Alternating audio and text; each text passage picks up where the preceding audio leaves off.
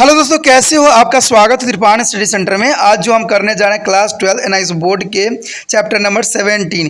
ये चैप्टर जो है बायोलॉजी का है, जो कि बहुत ही महत्वपूर्ण है, कोऑर्डिनेशन एंड कंट्रोल। ठीक है, जिसमें हम द नर्वस सिस्टम के बारे में पढ़ेंगे और एंडोक्राइन सिस्टम के बारे में पढ़ेंगे, यानी तंत्रिका तंत्र के साथ अतंत्रिका तंत्र के विषय में हम चर्चा करेंगे। ये चैप्टर उन बच्चों के लिए भी बहुत महत्वपूर्ण है जो कि एनसीईआरटी किताब पढ़ते हैं, चाहे वो जो है यूपी बोर्ड के हों चाहे बिहार बोर्ड के हों।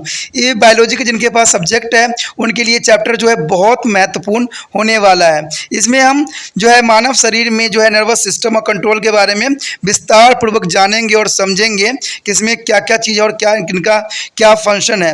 लेकिन चैप्टर स्टार्ट करने से पहले एक बात जो मैं हमेशा कहता हूँ, जिसको आपको सोचना भी चाहिए, विचार भी करना चाहिए और अमल तो करना ही चाहिए, वो ये है कि जब भी वीडियो देखिए पूरा देखिए, क्योंकि अधूरा जानकारी सदैव खतरनाक होता है। साथ में एक इम्पोर्टेंट बात ये भी रहता है, अगर आप पहली बार वीडियो देख रहे हो तो लाइक शेयर सब्सक्राइब करना मत भूलना।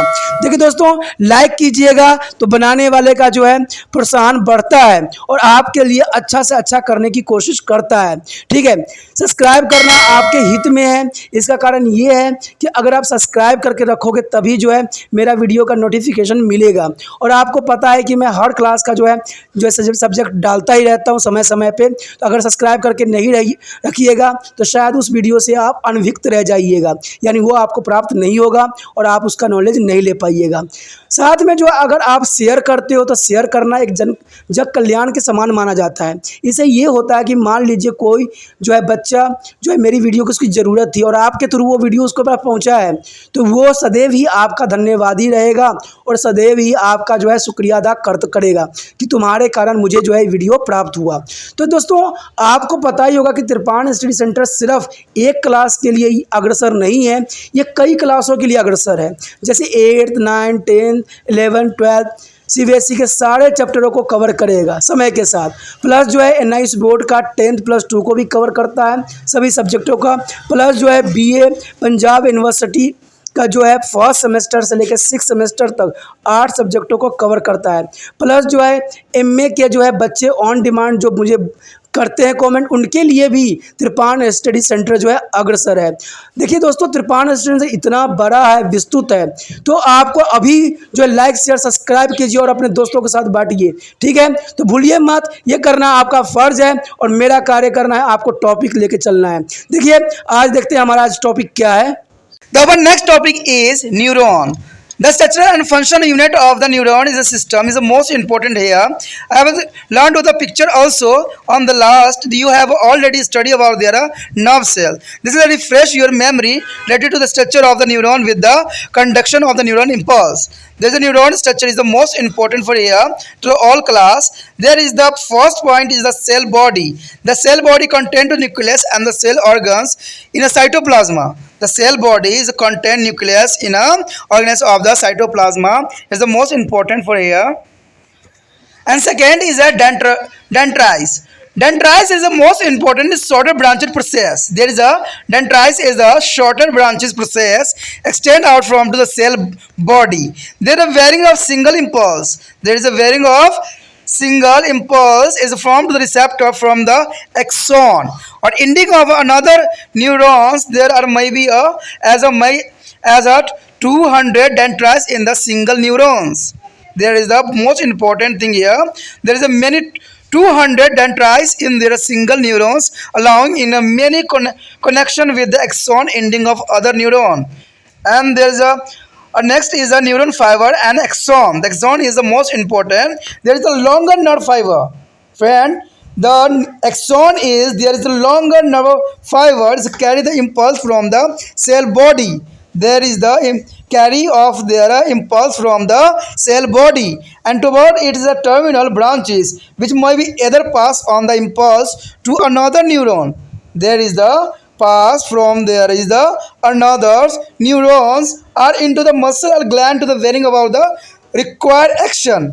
You are required action where the axon is there bearing of the information and symphysis is there a point of the communication between one nerve cell another to between the nerve cells and muscle. There is synapse is there is a point of communications between two nerve cells and another between nerve cell या muscles. There is the most important things here.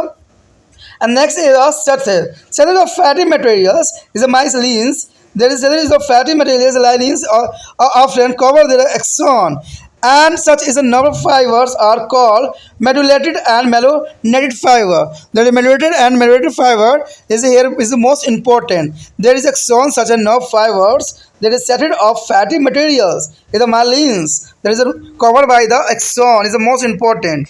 Here show the upper part of the neural system. There are present of nucleus, pericardions, axon, and dendrites, and the nasal glands and nucleus, medulla seri, and node of Ranvier. This is the most important structure for sure in this here.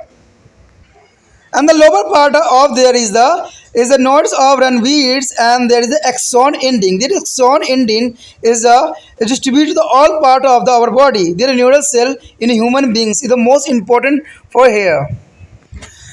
दोस्तों यहाँ पर जो बताया गया तंत्रिका तंत्र के बारे में बहुत ही इंपॉर्टेंट टॉपिक है। कहते हैं न्यूरॉन जो होती है तंत्रिका तंत्र की संरचनात्मक और जो प्रकारात्मक इकाई है वो कई मायने में जो है बहुत महत्वपूर्ण है। ठीक है, ये कई क्लासों के लिए इंपॉर्टेंट है, चाहे वो 8th क्लास के बच्चे हों चाहे वो +2 के बच्चे हों। कहते हैं न्यूरॉन तो हर जगह न्यूरॉन ही होती है, चाहे वो CBSE के हो चाहे वो NIOS के बच्चे हों, सब जगह न्यूरॉन का जो है अपना एक महत्वपूर्ण योगदान होता है और ये अपना इंपॉर्टेंट योगदान भी रखता है। कहते हैं न्यूरॉन तंत्रिका तंत्र की सकारात्मक और नकारात्मक इकाई होती है।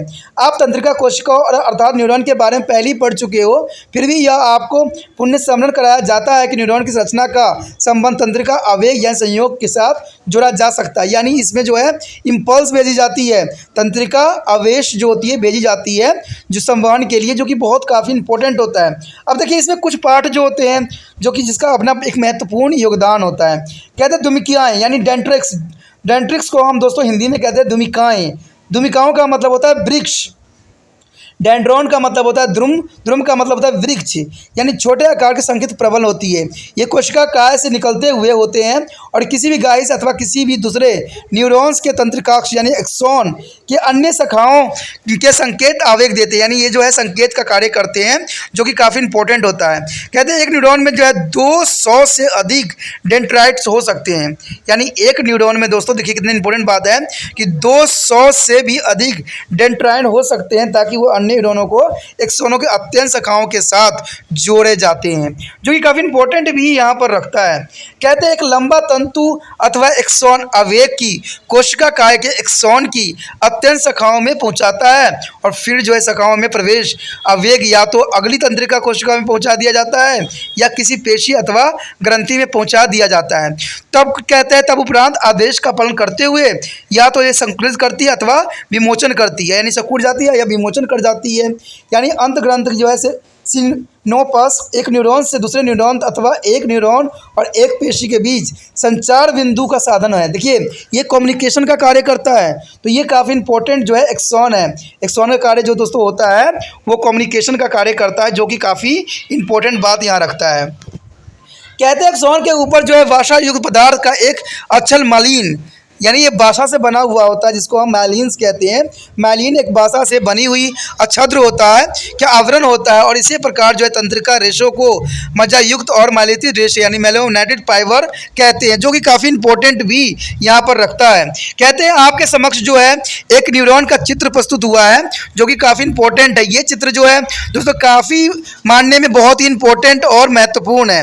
आप इसमें देखोगे कि यहाँ पर केंद्रक से लेकर परिकेंद्रक तक यानी पेरिकोलोनाई से तंत्रिका कक्ष तक और डेंट्रॉइड से धुमिका तक और धुमिकाएं से निचल कण तक और केंद्रक मेडुला अक्षो और एवोनिस पर्व और तंत्रिका एक्सॉन छोर भी उपस्थित है। तो इस तरह से जो है तंत्रिका कोशिका जो है बहुत ही काफ़ी इंपॉर्टेंट यहाँ मान्य रखता है।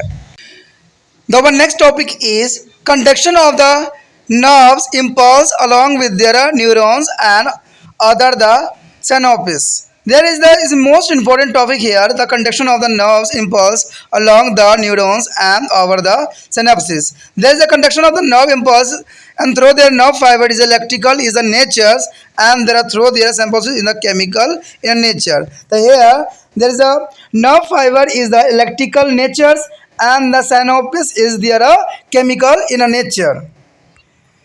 The first is along the neuron electrical signaling. There is a signaling, there is along their neuron electrical signal, there is the transmission of moving from one end to the another of the nerve impulse through their nerve fiber is electrochemical. There is electrochemical is the most important for here. It is not a simply a flow of the electron through on the electrical wire, but is a travel as the wave of depolarization. The here friend is a no flow to the electron through a electrical wire. Here travel for the wave of depolarization on the electrical inner nerve. They read to the following of understanding as a the process is the atom and the hair are normal distance condition the outside of the nerve fiber and carry to positive. There a positive charge is the carry for the nerve impulse, and in this condition nerve fiber is said to be polarized. There is a nerve cells is said to be a polarized. The polarized is due to there is the presence of more sodium means and a positive ion and outside the cell membranes. The here is a more presence of Na positive ion outside the cell membranes. So the state is a maintaining due to the sodium ion. There is a maintenance of sodium ion belonging to the continually pump it out the means of the sodium potassium pump. There is a mean to a sodium potassium pump as a operating by the active transport using to the ATP for the energy. It is the most important for here. There is operating by active transport and the using of ATP energy. There is a ATP means already have a learn there are sign triphosphate means energy in a human body. There one fact here sodium potassium pump. There is sodium potassium pump is a carry protein on the plasma membranes.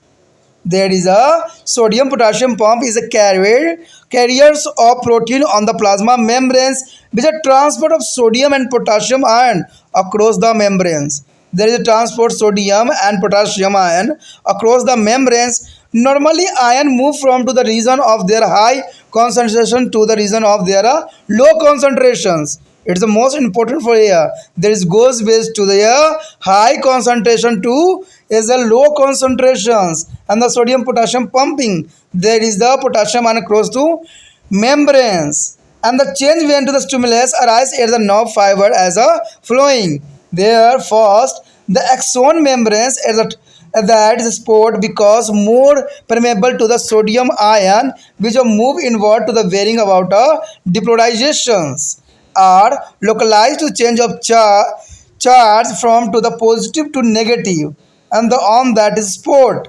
That is see the diagram is the most important, and there is a depolarization. It means the axon membranes at the spot because of more permeable of sodium ion which move inward to varying about a depolarization and localized of change of charges of positive to negative. There is goes based to positive to negative. It is that a spot. And secondly is this point of depolarization itself because it is a stimulus. This point of depolarization itself is because there is stimulus for their adjoining area of the membranes which is turned and become a depolarized. There is a turn and depolarize. This is the most important things for here. And next is a meaning well there is a preview area because repolarize is due to the active movement of their sodium ion to outside the membranes. By mean of that is called to the sodium pump. So what do you mean to sodium pump? Sodium pumps mean there is a preview area become a depolarized due to the active movement of sodium ion. There is a active of a movement of the sodium ion that is outside the membranes. By mean that is called to the sodium pump. And the other is there and now their fiber is ready to the next wave of depolarization. There is a fiber is ready for their next wave of depolarization. Thus a neighbor impulse it is a self-propagating wave of depolarization and depolarization. And here show the diagram as clarity. Here to show the direction of the nerve impulse for here and there is a show the sodium and potassium also. The excited region and resting region. There is the most important diagram for the exam view, and there is sodium and is a potassium is a move away. There is a positive and negative signs also represent in the diagram, and the one straight line is also is here. The atlas is the move to the Over the forward, their direction is positive, their negative charge also, and the recovering of region and exciting region also are present, and resting region is there. The conduction of non impulse is very simple similarly, and that is most important for the exam view. Here the B part is over the synapses is the chemical signaling. There is the chemical signaling. Here the physical signaling, but here a chemical signaling. Signal is the impulse is the traveling through the nerve fiber may be reached there to the distractionally on muscles or gland for action to the dendrites of another neuron for further transmission. There is a further transmission for here. Then meeting place is called to synapses. There is a meeting place is called to their synapses. There is the most important for the definition on synapses. There is a transmission of the synapses is the chemical process. As the impulse reaches the terminal and the axon, the following event occur. So what is this? The flowing event here? The chemical acetylcholine is released by the end of the axon. The end of axon, the release of chemically is the acetylcholines. The acetylcholines is the stimulate. There are next neuron to the start to the new impulse. There is generate of their chemically is the start to the new impulse for here, and acetylcholines is a soon broken down. There is a make the synapses ready for the next transmission. It is the most important for here. There are transmission for the next synapses is the ready for their here. And here's one important thing: in case there are axon ending or branches and the contact with the dendrites of other neuron, the impulse will be travel through all of them. In case the axon ending or branches and is a contact with the dendrites of the other neuron, their impulse will be travel through all of them. That is the most important for there. And the all of non-principal. All are non-principal if the stimulus is strong enough with the minimum threshold produce the impulse. Their impulse will be set up their travel at its own speed. There is a hold it is a maximum strength of stimulus, that is a entire impulse. This means the increasing the intensity of the stimulate cannot be rise speedily of transmission. That is the most important thing for here. The increasing the intensity of the stimulate cannot be rise speedily of transmission. तो यहाँ पर जो है अत्यंत महत्वपूर्ण हमारा topic आया है न्यूरॉन के एक छोर से दूसरे छोर तक और अंतर्ग्रहण सिनोप्सिस के पार आवेग का संवहन। यह सिनोपस जो होती है, सिनोपस जो है अपनी एक महत्व यहाँ रखती है। और यहाँ पर जो है न्यूरॉन के एक यानी ऊपरी छोर से लेकर अंतिम छोर तक की बात करने जा रहे हैं कि इतने में जो है क्या क्या प्रोसेसिंग होती है। देखिए दोस्तों, अगर न्यूरॉन है तो न्यूरॉन से जो होती है आखिर इसकी स्टार्टिंग में कौन सी प्रोसेसिंग होती है और इसका अंतिम चरण में कौन सी प्रोसेसिंग होती है, तो इसके विषय में जानना आपके लिए अत्यंत महत्वपूर्ण है। इसमें जो है अंतग्रंथन यानी सिनोपस का जो है अपना एक महत्वपूर्ण स्थान रखता है जो कि अंतिम चरण में आता है। कहते हैं तंत्रिका रेशे के जरिए जो है तंत्रिका आवेग का संवहन या तो विद्युत विधि से होती है या आपका सिनेपस अंतग्रंथन के से, जिसमें जो है रासायनिक विधि का उपयोग किया जाता है। यानी आप कह सकते हो जनरली जो साधारण भाषा में कि तंत्रिका आवेग जो होती है दो विधियों से संवहन करती है, एक तो विद्युत विधि के द्वारा और एक है रासायनिक विधि द्वारा।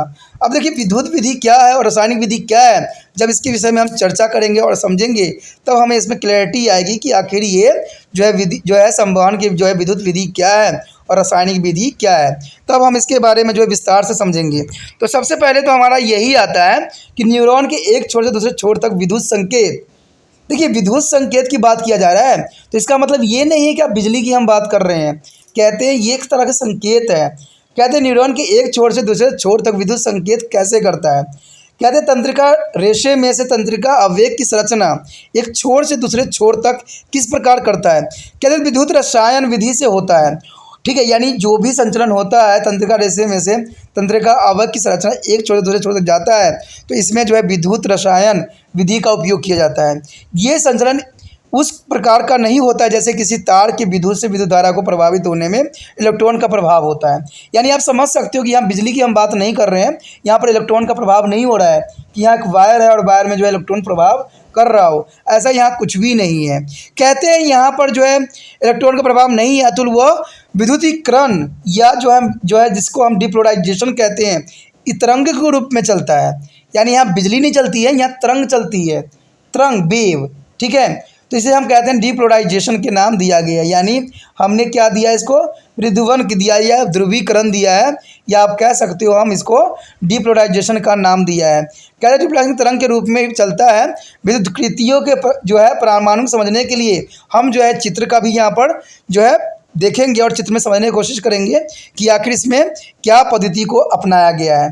कहते हैं सामान्य विश्राम अवस्था यानी रेस्टिंग स्टेज में आप देखते भी होंगे कि जब रेस्टिंग स्टेज होता है, यानी रेस्टिंग स्टेज में जो है तंत्रिका रेशे के बाहर की ओर प्लस होता है, यानी यहाँ पर जो है प्लस धन चार्ज बना होता है, और उस अवस्था को जो है ध्रुवीकृत यानी पोलराइज्ड कहते हैं, ठीक है। यानी सामान्य जो है विश्रामी अवस्था में, जब हम रेस्टिंग अवस्था में रहते हैं, यानी आप रेस्टिंग स्टेज में रहते हो, तो तंत्रिका रेशे बाहर की ओर पॉजिटिव धन चार्ज बना लेता है, और उस अवस्था को जो है ध्रुवीकृत यानी पोलराइजेशन कहते हैं।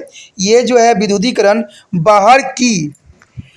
बाहर की ओर जो होता है, इसमें आपको सोडियम आयनों को अधिक संख्या में होने के कारण ऐसा होता है। यानी यहाँ पर जो होता है दोस्तों, सोडियम आयन की अधिक संख्या होने के कारण होता है। यह अवस्था इसलिए बनी रहती है क्योंकि आयनों के लगातार अंदर से बाहर की ओर को भेजा जाता है। यानी यहाँ पर आप देखोगे कि यहाँ पर जो होता है सोडियम आयनों की अधिक संख्या होने के कारण यह अवस्था जो होता है वो लगातार अंदर से बाहर की ओर भेजा जाता है। अर्थात सोडियम जो है पोटाशियम पंप द्वारा ये पंप किया जाता है। यानी यहाँ सोडियम और पोटाशियम का जो है अत्यंत महत्वपूर्ण स्थान रखता है। कहते हैं ऊर्जा के लिए जो है एटीपी का प्रयोग जो होता है सक्रिय परिवहन द्वारा संचालित किया जाता है। यानी ऊर्जा के लिए जो दोस्तों यहाँ पर होता है एटीपी का प्रयोग एक सक्रिय परिवहन द्वारा संचालित किया जाता है। यानी ये बहुत काफ़ी इंपॉर्टेंट बात यहाँ रखता है। अब देखिए सोडियम पोटाशियम पंप जो होती है, जो सोडियम पोटाशियम पंप होती है, आखिर इसमें कौन सी फैक्ट इसमें जुड़ी हुई होती है। तो इसमें ये बात बताया गया है कि सोडियम पोटाशियम पंप में जो है प्लाज्मा झिल्ली के ऊपर एक वाहक प्रोटीन होता है। क्या होता है इसमें, यानी जो प्लाज्मा झिल्ली के ऊपर एक वाहक प्रोटीन होता है जो कि सोडियम और पोटाशियम आयनों को झिल्ली के आर पार लाती और ले जाती है। तो ये बहुत काफ़ी इंपॉर्टेंट है। देखिए कितना इंपॉर्टेंट बात आ गया है कि प्लाज्मा झिल्ली के ऊपर एक वाहक प्रोटीन होता है, वाहक प्रोटीन होता है जो सोडियम और पोटाशियम आयनों को झिल्ली के आर पार लाती और ले जाती है। सामान्यतः ये आयन अपनी अधिक सांद्रता वाले क्षेत्र से अपनी कम सांद्रता वाले क्षेत्र की तरफ गति करते हैं। ये तो आपको भी पता है कि जहाँ पर अगर अधिक सांद्रता होगा तो वो जो है नीचे सांद्रता वाले क्षेत्रों की तरफ परिवहन करेगा। तो सेम यही कंडीशन होता है जब हमारे जो है इलेक्ट्रिकल वेव चलती है, तो जो है ये उच्च सांद्रता से वो निम्न सांद्रता की तरफ गति करता है। और ये गति करने के लिए किस चीज़ का इस्तेमाल करता है, प्लाज्मा झिल्ली के ऊपर एक वाहक प्रोटीन का, जो कि काफ़ी इंपॉर्टेंट यहाँ पर स्थान रखता है। अब यहाँ पर बताया गया तंत्रिका रेशे पे उद्दीपन आने के बाद होने वाले परिवर्तन, यानी जब ये तंत्रिका रेशे पर जब ये उद्दीपन करता है तो उसमें क्या चेंजेस देखने को मिलता है। तो ये भी काफ़ी इंपॉर्टेंट यहाँ पर बात आपके समझ रखता है। कैसे कहते हैं, इस बिंदु पर जो है एक्सॉन झिल्ली, आपको पता ही होगा कि एक्सॉन झिल्ली जो होता है सोडियम आयन के लिए अधिक परमगत होती है। यानी सोडियम के लिए काफ़ी सक्रिय होती है, जिसके कारण वह झिल्ली से होकर भीतर आने लगता है। यानी झिल्ली से होकर ये भीतर आने लगता है और भीतर प्रवेश कर जाता है, और वहाँ पर जो है ध्रुवीकरण हो जाता है। यानी ये जो होता है ध्रुवीकरण के रूप में कन्वर्ट हो जाता है, और ये आवेग जो है स्थानीय परिवर्तन यानी स्थल पर धन से ऋण आवेश होता है। यानी आप कह सकते हो कि यहाँ पर धन यानी नेगेटिव से जो है पॉजिटिव से जो है नेगेटिव की तरफ ये जो प्रवेश करता है, जैसे हम चित्र में भी देखने की कोशिश करेंगे और समझेंगे आगे। कहते हैं जब ध्रुवीकरण का ये बिंदु झिल्ली के सहवर्ती क्षेत्र के लिए जो है स्वयं एक उद्दीपन बन जाता है, और यह अलग क्षेत्र जो विद्युतीकृत हो जाता है। यानी इस प्रकार जो है हमें किसी चीज़ की इन्फॉर्मेशन जो है प्राप्त हो जाता है। इसी बीच पहला क्षेत्र जो होता है पुनर्विकृत यानी रिपुन्न यानी ध्रुवीकृत यानी पोलराइज्ड, इसका हम नाम क्या दिया गया है, ध्रुवीकृत मीन्स पोलराइज हो जाता है, क्योंकि ये सोडियम यानी सोडियम आयन की सक्रिय अभिगमन के द्वारा पुण्य झिल्ली के बाहर की ओर ये पहुंचा देता है, और यह कार्य जो होता है सोडियम पंप के द्वारा होता है, यानी इसमें जो है सोडियम पंप का जो है अपना विशेष स्थान रखता है। ठीक है, क्योंकि इसमें जो है सोडियम आयनों के सक्रिय अभिगमन यानी आने और जाने के द्वारा पुण्य झिल्ली के बाहर की ओर ये पहुंचा देता है, और यह कार्य जो होता है सोडियम पंप के द्वारा जो है पुण्य किया जाता है।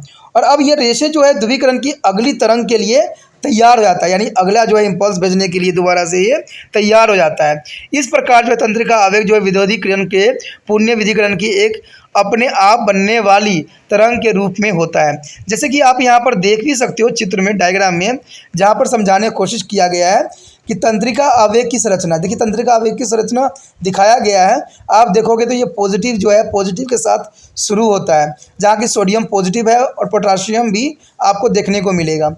और ये जो है गमन कर रही है, यानी गमन करते चली जाती है जब ये उत्तेजित होती है। और देखिए ये जो पॉजिटिव के साथ स्टार्ट हुआ है तो ये नेगेटिव की तरफ चलने की कोशिश कर रहा है, यानी विश्रामित क्षेत्र की तरफ ये गमन करता है, और गमन साथ में जो है पॉजिटिव लेके ही जाता है, यानी आपसी पुण्य प्राप्ति क्षेत्र होता है, और ये उत्तेजित क्षेत्र जो होता है विश्रामित क्षेत्र की तरफ जाता है।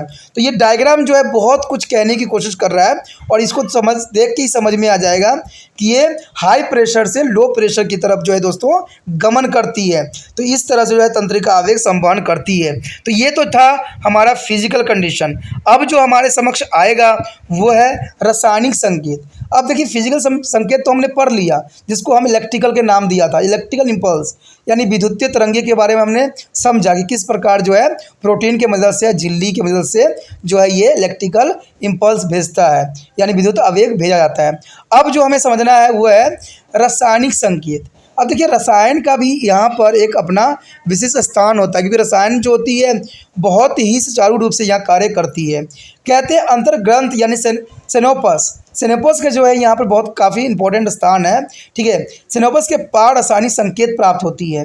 तंत्रिका आवेग जो है तंत्रिका रेशे के जरिए चलता हुआ या तो अपने गतवंत पेशी या ग्रंथि तक पहुँच जाता है ताकि उस पर क्रिया की जा सके। यानी ये जो दोस्तों होता है गतव्यत, यानी जो है पेशी या ग्रंथि तक पहुंच जाता है ताकि उस पर क्रिया किया जा सके, अर्थात किसी अन्य न्यूरॉन की धुमिकाओं को पहुंचाया जा सके। देखिए दोस्तों ये बात से उतना ही बन जाता है जैसे धुमिकाओं तक पहुंचाना। जैसे कि मैं भी आपको कहता हूं कि त्रिपाण स्टडी सेंटर को आगे बढ़ाने के लिए आप लोगों की आवश्यकता है। आप लोगों को जो वीडियो देखते हो उनका ये फ़र्ज़ बनता है कि ये वीडियो को जो है अपने व्हाट्सअप लिंक पे लगाएं, जिससे दूसरे बच्चे तक पहुंच सके। क्योंकि त्रिपाण स्टडी सेंटर का एक लक्ष्य है कि ये वीडियो उन सभी बच्चों तक पहुंचे जिनको आवश्यक है, जो बायोलॉजी पढ़ते हैं। तो मैं तो देखिए दोस्तों अपना कर्म तो कर रहा हूं, लेकिन आपको भी अपना कर्म करने की आवश्यकता है। अगर आपको अच्छा लगता है तो आप कम से कम 24 घंटे के लिए इसको व्हाट्सएप स्टेटस पे लगा दीजिए। इससे ये होगा कि दूसरे बच्चे जो जिनको ये वीडियो की आवश्यकता होगी वो भी इससे लाभान्वित हो सकेंगे।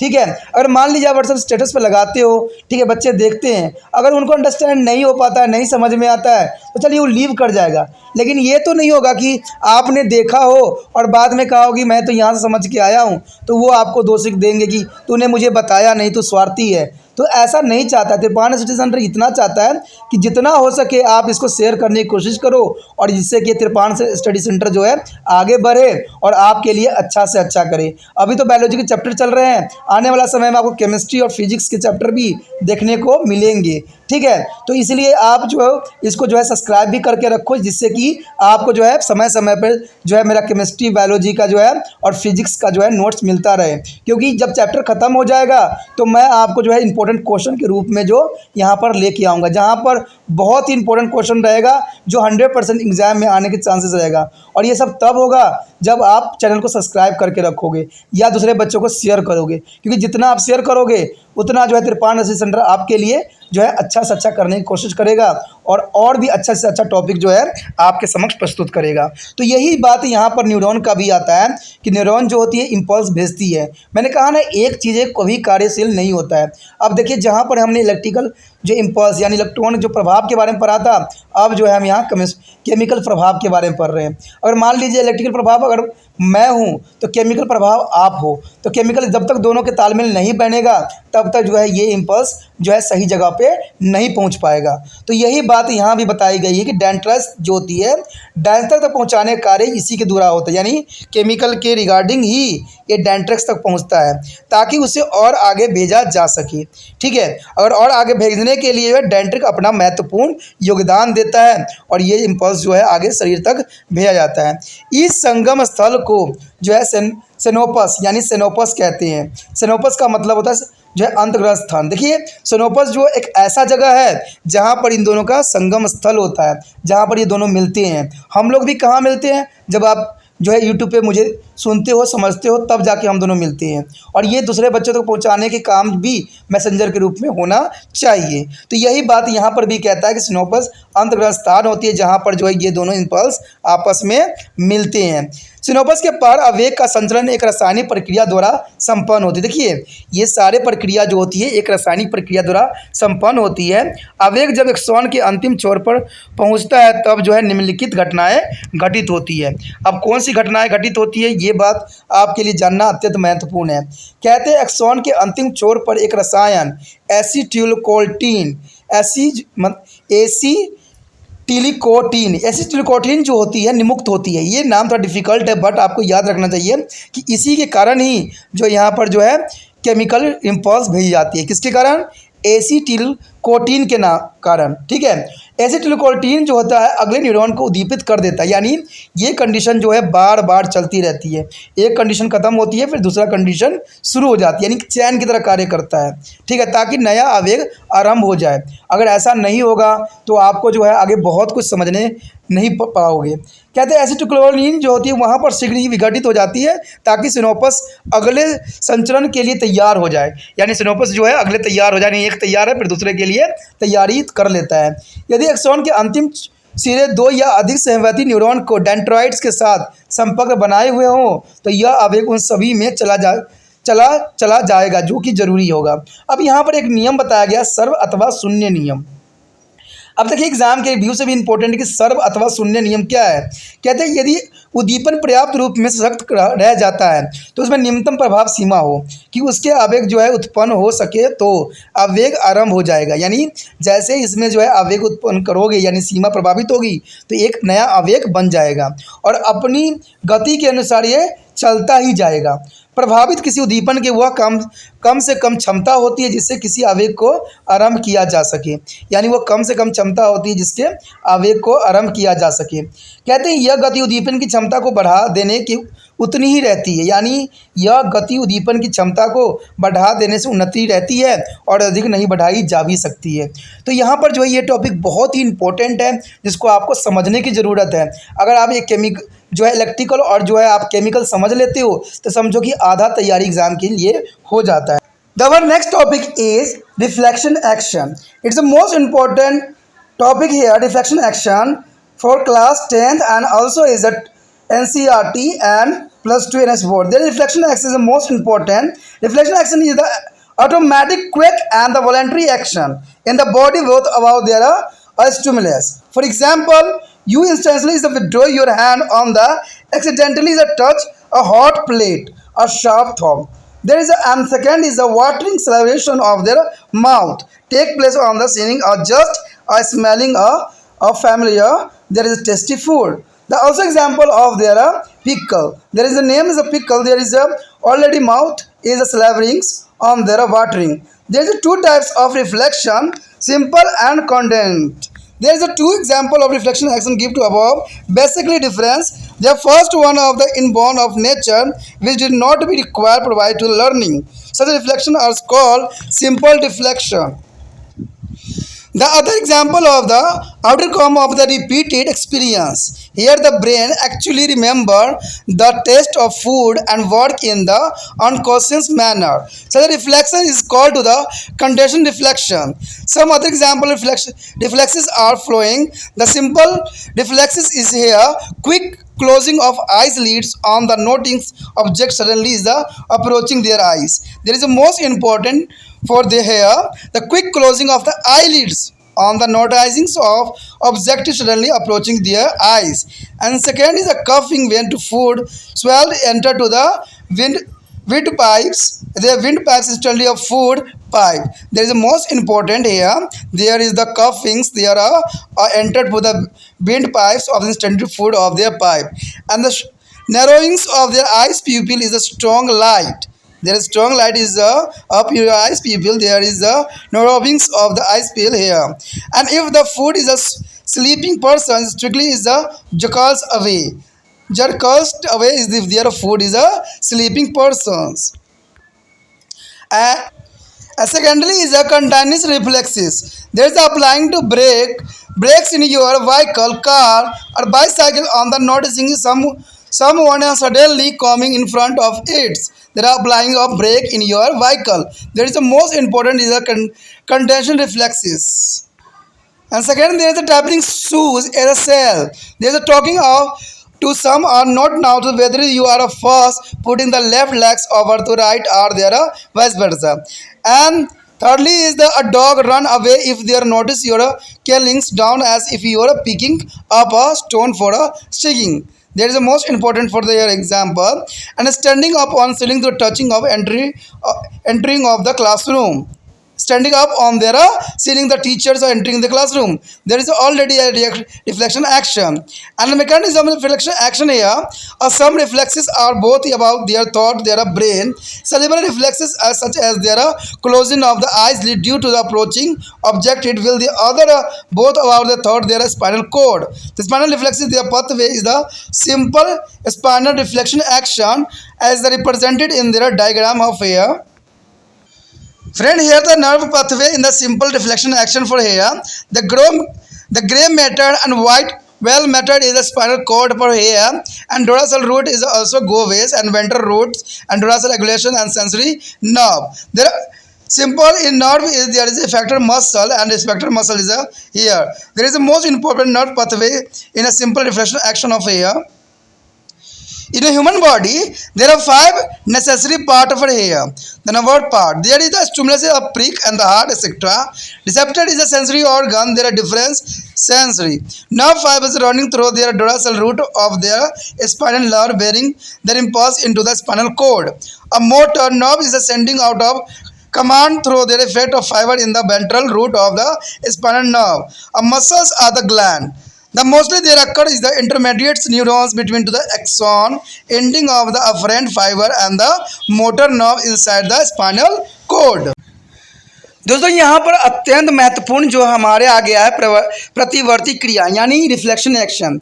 देखिए रिफ्लेक्शन एक्शन जो है हमारे शरीर में अत्यंत महत्वपूर्ण है। आप पूछिएगा ये अत्यंत महत्वपूर्ण क्यों है, तो ये आपको जान के हैरानी होगी कि प्रतिवर्ती क्रियाएं के कारण ही कुछ चीज़ों से जो है हम बच जाते हैं। और ये जो रिएक्शन होती है हर एक व्यक्ति में होता है।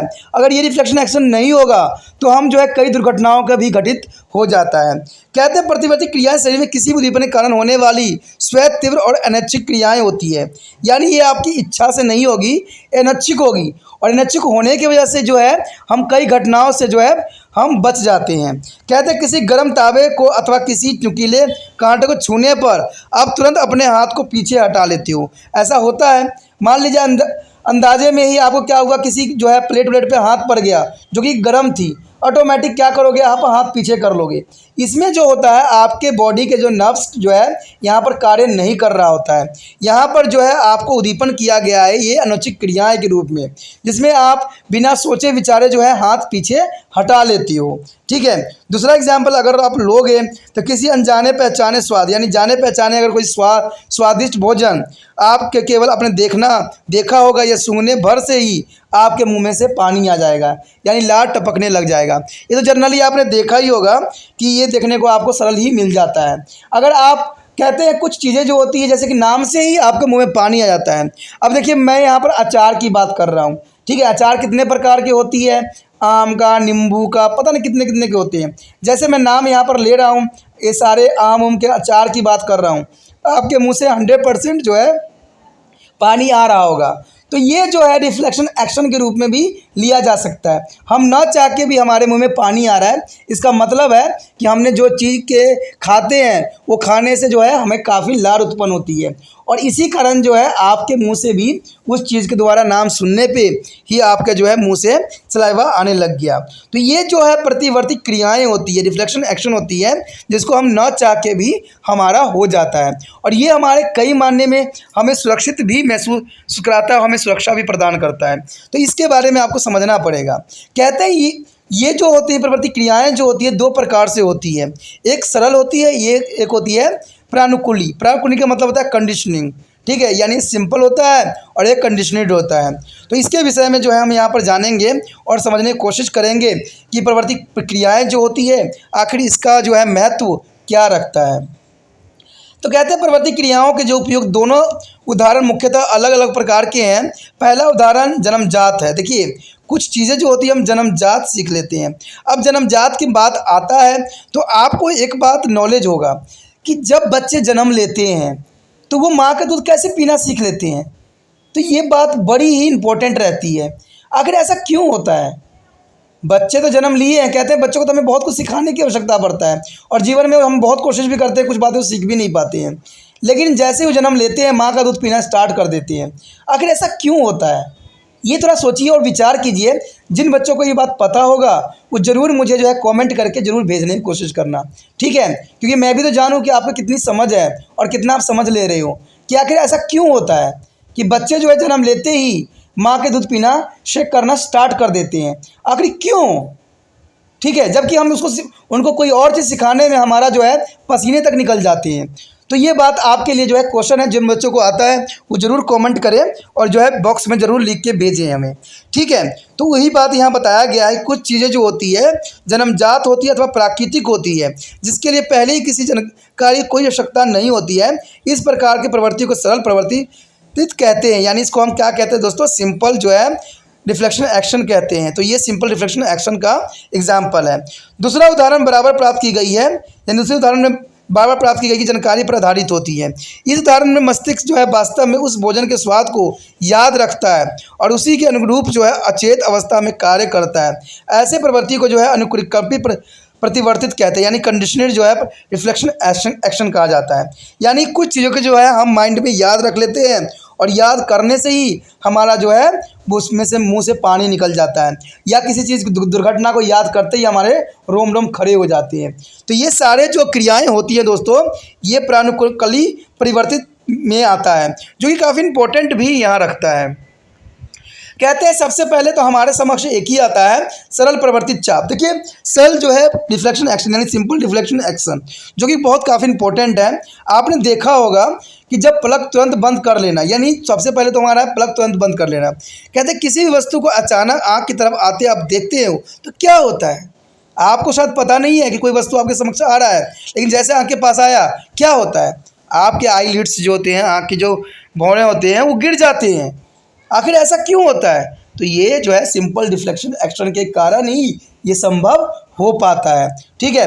दूसरी बात, अगर मान लीजिए खांसी आना, अगर अब खांसी आता है तो आखिर खांसी क्यों आती है? कहते हैं निगला हुआ भोजन, अगर भोजन नली में चला जाए, ठीक है, जाने वाले वायु नली में चले जाने पर, जैसे हम भोजन नली, आपको पता है जब हम भोजन ग्रहण करते हैं तो भोजन के पास में ही आपको श्वास नली भी होती है। जैसे आप जो है कुछ इनहेल करते हो तो सांस नली जो है कुछ सेकंड के लिए बंद हो जाता है, ठीक है। अगर वो बंद ना हो तो हमारे सारे भोजन जो है नासिका द्वार में चला जाएगा, और आपको शायद पता ना हो कि इसके वजह से इंसान की मृत्यु तक भी हो जाता है, क्योंकि सांस अवरुद्ध हो जाएगा तो जर्नल सी बात है कि इंसान की मृत्यु तो होगा ही होगा। तो इसीलिए जो है जब भी हम कुछ निगलते हैं तो वायु नली में कुछ अगर चला जाता है गलती से तो हमें क्या आता है, खांसी आने लग जाता है। और खांसी के थ्रू जब आता है, मान लीजिए चावल खा रहे हो और वो नासिक में चला जाए तो जब आप खांसते हो तो नाक के थ्रू जो है चावल आपका निकलता है। तो ये चीज़ें बहुत ही इंपॉर्टेंट यहाँ पर रखता है, जो कि सिंपल जो है रिफ्लेक्शन एक्शन के अंतर्गत आता है। उसके बाद है तेज प्रकाश में नेत्र की पुतली सिकुड़ जाना। देखिए अगर धूप में अगर आप तेज प्रकाश सूर्य की तरफ देखते हो तो आपकी पुतली जो है सिकुड़ जाएगा। आप सोचते होंगे कि सिकुड़ता है, तो मुझे तो पता लगता नहीं है। अगर आपका एक एग्जाम्पल देखना है ना तो आप अभी जाइए और धूप में खड़ा हो जाइए और सूरज के कुछ सेकंडों के लिए देखिए, आप देख नहीं पाओगे फिर भी देखने की कोशिश करना, और इसको जो है अंधेरे कमरे में चले जाइए। आप अंधेरे कमरे में जाओगे, चाहे रोशनी वाला कमरे में भी जाओगे तो आपको दिखना ही बंद हो जाएगा। ठीक है। आप सूरज की रोशनी से आइए बाहर से और डायरेक्ट जो है अपने घर में प्रवेश कीजिए, आपको चारों तरफ अंधेरा ही अंधेरा दिखेगा। इसका कारण ये होता है कि आपका जो पुतली है वो छोटा हो गया है, सिकुड़ गया है।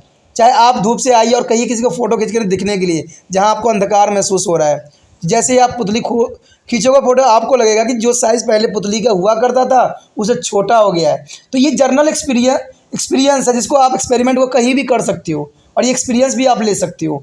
ठीक है, सोचिए नहीं, जाके देखिए और एक्सपीरियंस करके देखिए कि ऐसा क्यों होता है। तभी तो मैं कहता हूँ जब तक कुछ कीजिएगा नहीं आपको कुछ अच्छे प्राप्त होगा नहीं। जैसे त्रिपाठी सजेशन सेंटर हमेशा कहता है कि ये जो है वीडियो दोस्तों के साथ शेयर कीजिए जितना हो सके, क्योंकि मुझे उन बच्चों का भी फिक्र है, चिंता है जो बच्चे इस वीडियो से अनभिज्ञ है। मैं जानता हूँ कि उनके पास वीडियो की कमी नहीं है, लेकिन मेरा एक विश्वास है कि कहते हैं सबका अपना एक अंदाज़ है, क्या पता मेरे अंदाज़ किसी बच्चों को समझ में आ जाए, लेकिन वो बच्चे तक तब पहुँचेगा जब आप चाहोगे, जब आप कोशिश करोगे। यानी आप व्हाट्सएप स्टेटस पे लगाओगे, जिससे कि अगर आपके कांटेक्ट में बच्चा होगा तो उसको मिलेगा और वो सब्सक्राइब करके रखेगा। क्योंकि सब्सक्राइब कर लेना इसलिए ज़रूरी होता है क्योंकि आपको पता ही है कि जहाँ मैं अभी बायोलॉजी के सब्जेक्ट के ऊपर काम कर रहा हूँ, अब आने वाला समय में जो है केमिस्ट्री और फिजिक्स पे भी काम करूँगा, जो कि बहुत अंदाज अलग रहेगा और समझने का तरीका भी बहुत आसान रहेगा। तो सोचना नहीं है, विचार नहीं करना है, क्योंकि यहाँ रिफ्लेक्शन एक्शन ही दिखाना है। अगर हमने कोशिश मैंने किया है, अगर डाला है, तो आपका एक्शन यही होना चाहिए कि ये व्हाट्सएप स्टेटस पे लग जाना चाहिए या दूसरे बच्चों को इसके बारे में इन्फॉर्मेशन प्राप्त होना चाहिए। तो ये बहुत ज़रूरी बात यहाँ पर आ जाता है, क्योंकि जब तक हम एक्सपेरिमेंट नहीं करेंगे तब तक जो है ये बातें हमें समझ में सही तरह से नहीं आ सकती। ठीक है, कभी कभी जब हम सोते हुए व्यक्ति का पैर गुदगुदाने पर पैर को झटका मार देना, अगर मान लीजिए आप सोए हो, उसका सोया हुआ व्यक्ति तो मरे हुए के समान होता है क्योंकि उसका बॉडी नहीं एक्टिव होता, लेकिन जैसे अगर आप पैर में गुदगुदी लगाते हो तो वो पटक से जो है पैर झटकता है। तो ये जो होता है दोस्तों, ये रिफ्लेक्शन एक्शन के कारण होता है। यानी इसके जो है नफ्स को इन्फॉर्मेशन नहीं पता चला, लेकिन पहले ही उसने क्या कर दिया, आपको एक्शन करके दिखा दिया। तो ये काफ़ी इंपॉर्टेंट है। कहते हैं ये बहुत इंपॉर्टेंट भी यहाँ पर रखता है। कहते हैं दूसरा जो है हमारा अगला पार्ट जो है प्रानुकलित जो है प्रतिवर्तित, यानी जो है हम कंडीशनर की बात कर रहे हैं, यानी कंडीशन रिफ्लेक्शन की बात कर रहे हैं यहाँ पर। कहते हैं अचानक किसी को अपने कार अथवा साइकिल के आगे आते हुए देखकर आपको जो है ब्रेक ऑटोमेटिक लग जाता है। ठीक है, आपने देखा होगा कि साइकिल चला रहे होगे और कोई व्यक्ति अचानक आपके सामने आ जाता है, तो आपको ब्रेन तक मैसेज नहीं पहुंच पाता कि बंदा आ गया, लेकिन हाथ जो है ऑटोमेटिक उसको ब्रेक दब जाएगा। यानी ये जो क्रिया थी ये होना संभव था। अब कहते हैं किसी से बातें करते हुए भी जूते में फीते बांध लेना, ये एक क्रिया होती है कि हम किसी से बातें करते रहते हैं और हम अपना जूते के फीता जो है बांध लेते हैं, तो ये भी इन क्रियाओं में से ही आता है। ठीक है, कहते हैं आपको झुकते हुए देखने पर मानो आप मरने के लिए कोई पत्थर उठाते जा रहे हो तो कुत्ते का भाग जाना। यानी आपने देखा है कभी कि आप झुकते हो, सिर्फ कुत्ता आपके सामने है और आप सिर्फ झुकते हो, तो कुत्ता को क्या लगता है, क्यों मुझे मारेगा। जैसे ही आप पत्थर के लिए झुकते हो उठाने के लिए, वैसे जो है वो कुत्ता भाग जाता है। तो ये बहुत काफ़ी इम्पोर्टेंट है। ठीक है, और दैनिक जीवन में अगर आप स्टूडेंट हो तो आपको पता ही है कि जैसे कक्षा में कोई अध्यापक कोई आता है व्यक्ति, तो फटक से हम खड़े हो जाते हैं। यानी जैसे टीचर आते हैं, प्रवेश करते हैं, आपको खड़े हो जाना। तो ये एक प्रैक्टिस है, एक आदत सी पड़ जाती है जो आप चाह के भी आप करोगे ही करोगे। तो जैसे कक्षा में जो है अध्यापक प्रवेश करते हैं, वैसे जो विद्यार्थी जो होते हैं खड़े हो जाते हैं। तो ये भी जो है कंडीशनर प्रवर्तित का जो है उदाहरण हो सकता है। एक साइंटिस्ट ने भी इस एग्जाम्पल को सिद्ध करने के लिए एक एक्सपेरिमेंट किया था। ठीक है, आपको शायद याद हो या आपने कभी पढ़ा हो। ठीक है, नहीं पढ़ा तो मैं बताने की कोशिश कर सकता हूँ कि इसमें हुआ क्या था। उसने एक एक्सपेरिमेंट किया था, डॉगी के ऊपर एक एक्सपेरिमेंट किया था जो कि बहुत इंपॉर्टेंट था। उसने क्या किया, डॉगी को एक एक्सपेरिमेंट के रूप में लिया और उसने क्या किया, डॉगी के जब भी भोजन देता था तो उसी समय वो घंटी बजाता था। ठीक है, ये क्रिया कंटिन्यू चलता रहता था। जब भी खाना देता घंटी जरूर बजाता, यानी घंटी बजते ही उसको खाना मिल जाता था। और ये बातें जो है डॉग ने अपने माइंड में गर्क हो गई, यानी जैसे घंटी बजता था वैसे उसको भोजन प्राप्त होती थी, तो वो काफ़ी हलचल महसूस करता था। तो ये चीज़ जो थी वो कंटिन्यू करता गया।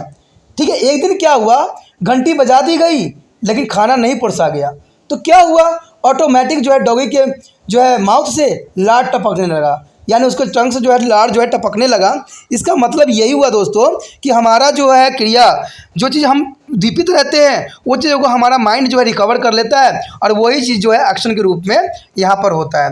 तो ये काफ़ी इंपॉर्टेंट एग्जाम्पल भी था और इसे डॉग एक्सपेरिमेंट एग्जाम्पल भी कहते हैं, एक्सपेरिमेंट भी कहते हैं, जिसको आप एग्जाम के रूप में अगर आ जाए तो ये चीज़ें जो है आप वहाँ पर दर्शाने की कोशिश कर सकते हो या बताने की कोशिश कर सकते हो। अब देखिए यहाँ पर सबसे इम्पोर्टेंट बात यही आता है कि प्रतिवर्ती क्रियाएँ क्रियाविधि कैसी होती है, आखिर ये कार्य करता कैसे है। ठीक है, हमें कहते हैं हमारे बताए बिना ही, माइंड को बताए बिना ही ये एक्शन हो जाती है, तो तभी तो इसको रिफ्लेक्शन एक्शन कहते हैं। कहते हैं कुछ प्रवृत्ति जो है मस्तिष्क के जरिए होते हैं। देखिए कुछ क्रियाएं जो होती है दोस्तों मस्तिष्क के जरिए होते हैं, उसे हम क्या कहते हैं, प्रमस्तिष्क प्रतिवर्तित कहते हैं। जैसे किसी वस्तु के पास आने पर पलके का बंद हो जाना, जबकि अन्य प्रतिविजय मरुरज्जक के जरिए होती हैं। कहते हैं मरु मतलब है प्रतिवर्तित, के नीचे दिखाए गए आरेख के रूप में आप इसको और भी विस्तार से जान सकोगे और समझने की कोशिश कर सकोगे। यहाँ पर जो है एक सरल प्रतिवर्ती क्रियाओं में तंत्रिका पक्ष के जो है इसी चीज़ों को दिखाया गया है। आप देखोगे तो पहला स्टार्टिंग तो इसी से आता है, श्वेत द्रव्य और घुसर द्रव्य, जिसको हम ग्रे मैटर और जो है वाइट मैटर के नाम से जानते हैं, जिसके बारे में हमने पहले भी चर्चा कर चुके हैं। ठीक है, उसके बाद है मेरुरज्जु। मेरुरज्जु का जो है स्पाइनल कॉर्ड के नाम से जाना जाता है इंग्लिश में। तो मेरुरज्जु भी आपको दिख रहा होगा, स्पाइनल कॉर्ड भी दिख रहा होगा, उसका पुष्ट मूल दिखेगा। ठीक है, उसका गैंग्लियन दिखेगा। गैंग्लियन भी जो है अपना इंपॉर्टेंट यहाँ पर जो है संवेदी न्यूरॉन के साथ जुड़ा हुआ होता है। ठीक है, उसके बाद अधूर मूल भी आपको दिखेंगे और जो है मेरु तंत्रिका भी दिखेंगे। और ये जो प्रभावित किसको करता है, गायी त्वचा को, यानी जो त्वचा जो उससे अटैच होता है उसको प्रभावित करता है, और ये प्रभाव पेशी के रूप में भी आप समझ सकते हो।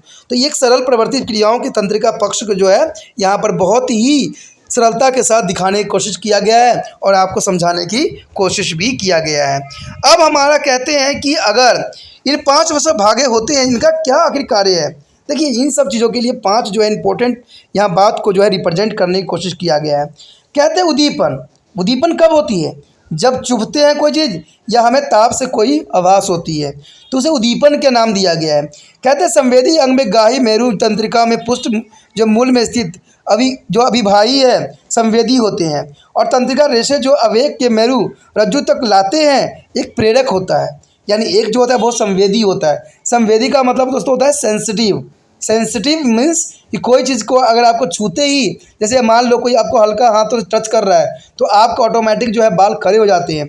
इसका मतलब है आप जो हो काफ़ी जो है सेंसिटिव हो, संवेदी हो है। ठीक है, यानी संवेदन हो उस चीज़ के लिए। दूसरा होता है प्रेरक, जो कि हमें क्या करता है, एक प्रेरणा देता है। कहते हैं न्यूरॉन जो आदेश जो है मरुरज्जु तंत्रिका के आधार मूल्य में स्थित अपने अपवाही रेशों के जरिए किसी पेशी अथवा किसी ग्रंथि तक पहुंचा देता है। तो ये काफ़ी इंपॉर्टेंट रखता है यहाँ पर कि कैसे ये पहुंचा देता है। कहते हैं मरुरज्जु के भीतर अधिकांश रूप में जो है अभिभावी रेशे और प्रेरक न्यूरॉन के बीच एक मध्यवर्ती न्यूरॉन मौजूद होता है, जो कि काफ़ी यहाँ पर इंपॉर्टेंट रखता है। The next topic is the most important topic here. The sensory receptor means the sense organ. Their sense organ is the most important for the all class. There is an important sense organ. The sense organ are the organs through which the via sense are detect to the change in the external environment. Each sense organ has a special sensory cell which receive their stimuli and transmitted the impulse are produced through the consonant nerve to be a brain or the spinal cord. The brain is shorted out of the impulse and interpret them and the transmitted to the message for the required response. In a human, there is typically 5 sense receptors. There are eyes for their scenes, ear for the hearing, nose of the smelling, and tongue for the taste, and skin for the sense touch and the pain, heart, etc. Friends, this is the most important of 5 sense organ here. There is the eyes, nose, tongue, skin, and also has a ear. There is a 5 sense organ for here. I will discuss the first is the eyes. The eyes is the sense of the vision. There is a vision is the most important for the all living organism. There is sense vision here. The eyes is nearby the spherical shape. The hole in the litter is the front and the able to the rotates freely in the bony socket. And there is a hollow balls is a containing several structure inside. Shown in the picture.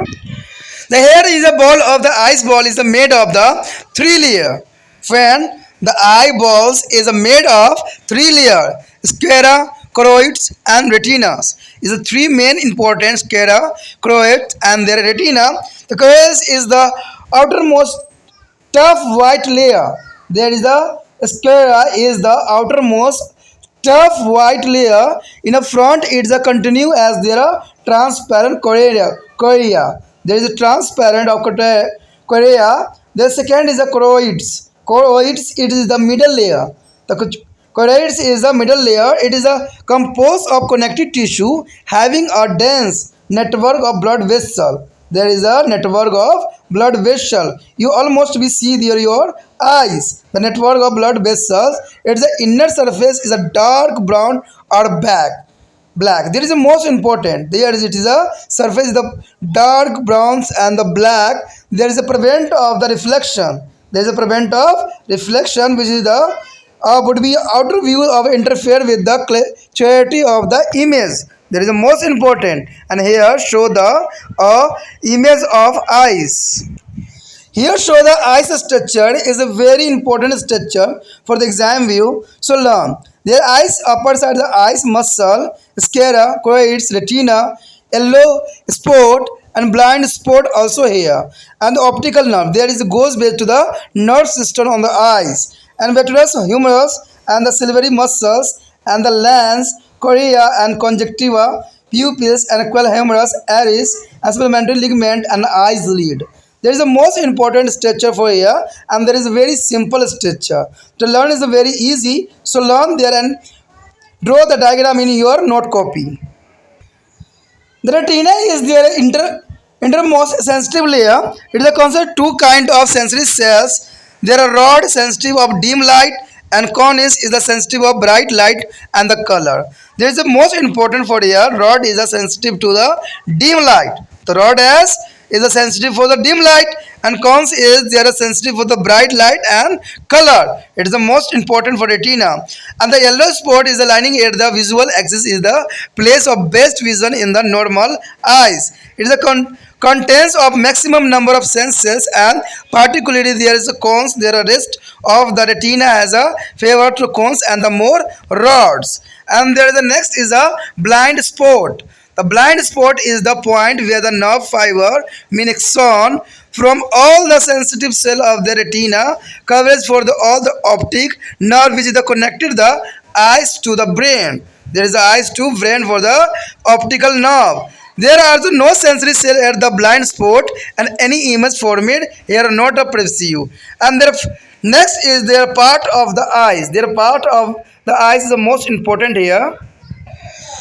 There is a part of the eyes, the internal eyes is divided into two main chambers separated by the lens. The first is aqueous chamber. Aqueous chambers is their front part of continuing to the watery fluid. There is a contains of watery fluids of air and aqueous humerus, there is a vitreous chamber is there a back part of containing of a thin jelly like the glassy substance. Anterior humerus is means vitreous means glass. There is aqueous humerus is the keep a lens moisture as the protect if the physical shock. There is a vitreous humerus help to the maintaining the shape of the ice ball and the protect their retina.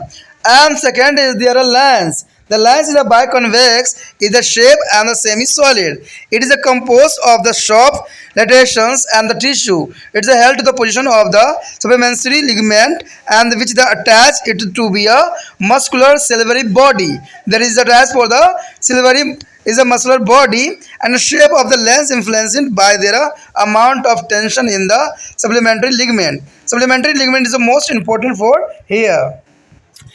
And next is a iris. Iris is there a short of circular containing in the front of the lens. It's a black, brown and blue. Black, brown or blue. The color of the eyes is the color of its iris. It is a contain two kind of muscle.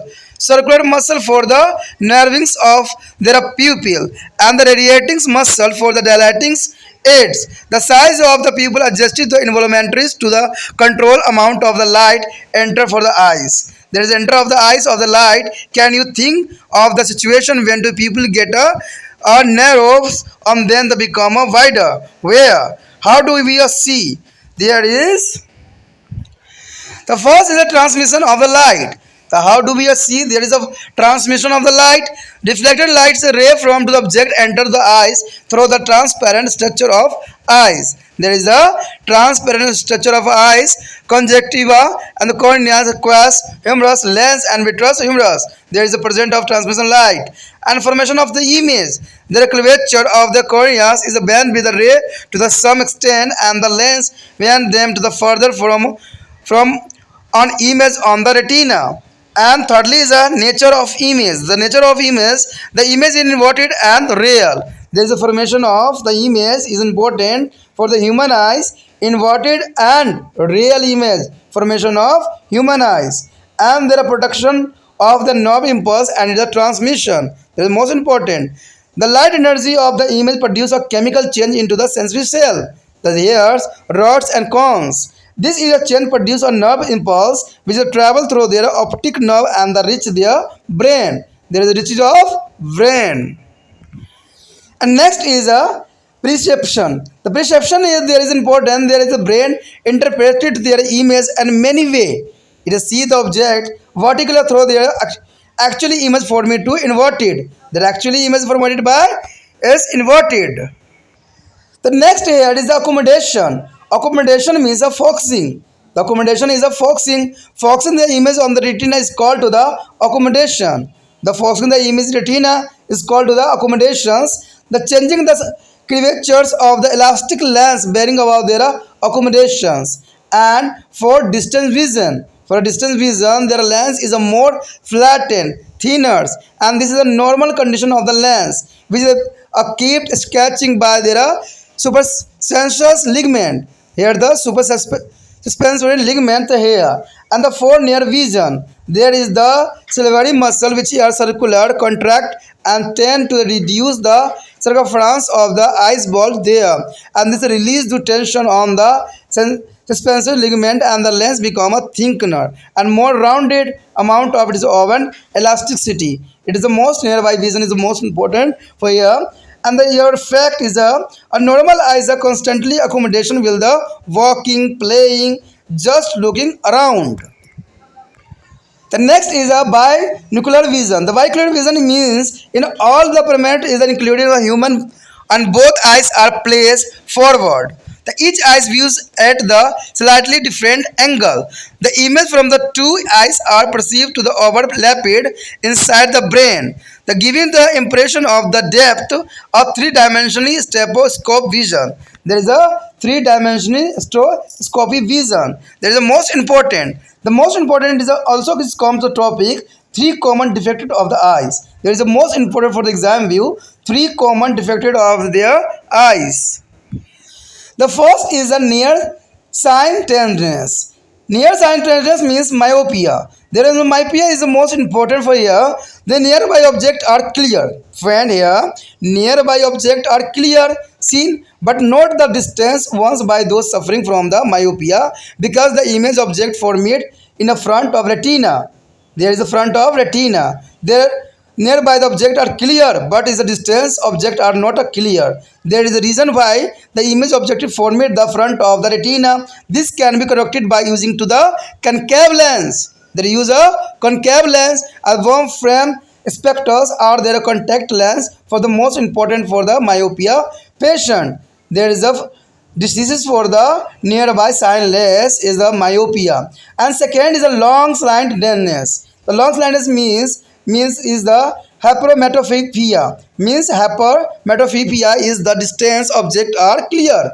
The here distance object are clear, seen, but not nearby because their image object is formed behind to the retina.